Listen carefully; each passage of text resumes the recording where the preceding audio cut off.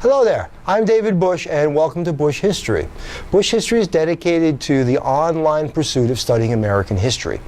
I have a series of videos called The Presidents. I'm doing each of the president's administrations from the beginning to the end. So starting with George Washington and we're going to modern day.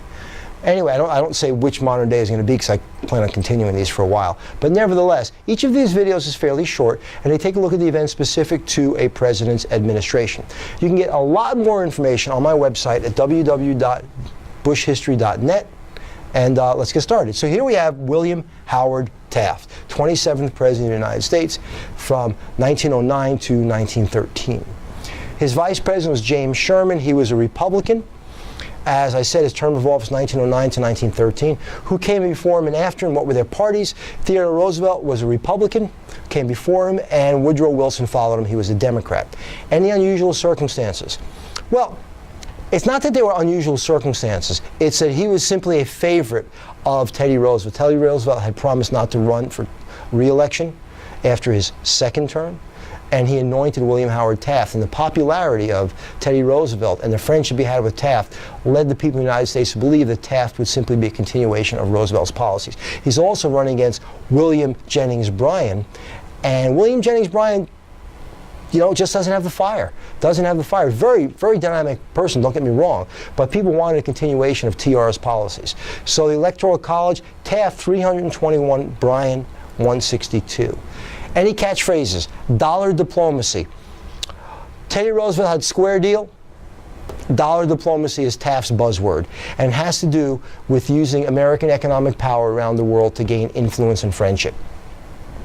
When he left office, was by choice, defeat, natural death, or assassination. Well, here's the thing. Taft was not a bad president, but he wasn't Teddy Roosevelt. Teddy Roosevelt was a superstar, and Taft unfortunately followed him.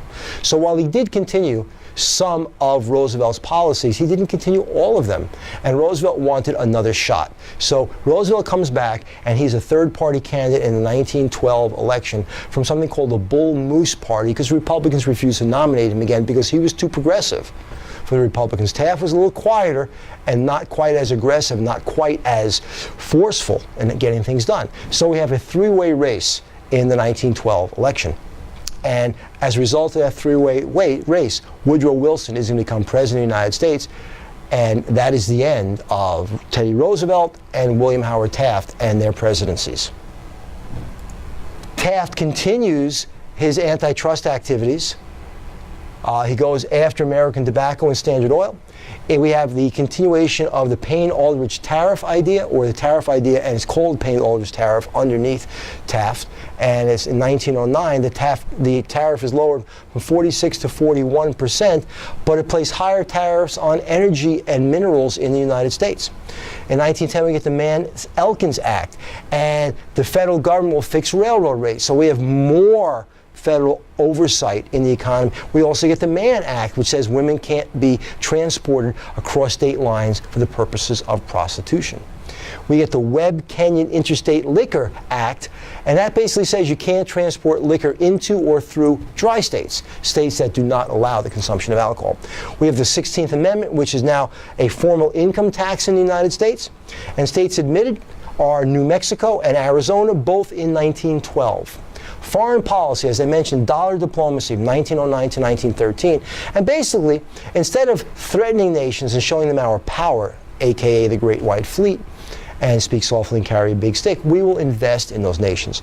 And if we invest in those nations, they will be our friends. For now, I'm David Busch. That's William Howard Taft. This is Busch History, and I'll see you again. Have a great day.